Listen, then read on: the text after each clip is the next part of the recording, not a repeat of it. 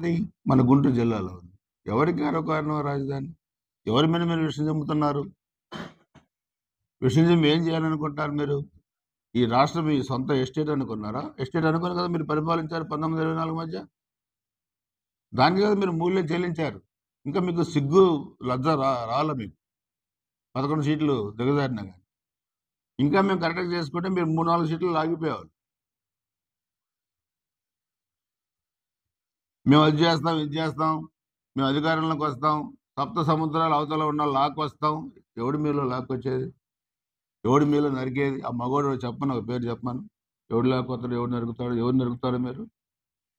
ఒళ్ళు బలిసిన మాటలు తప్పితే మీరు లాక్కొచ్చే మగోడేవాడు, నరికే మగోడేవాడు? మన అసెంబ్లీలో కూడా అడిగాను నేను. మీరు లాక్కొచ్చే మగోడేవాడు, నరికే మగోడేవాడు, ఎవరు నరుకుతారు మీరు?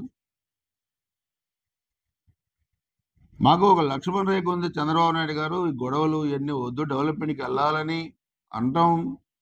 మీరు సేవ్ అవుతున్నారు తప్పితే, లేకపోతే మీరు అంత పోటుగాళ్ళు, మీరు ఆ మగవాళ్ళు ఎవరు లేరు నరికటానికి.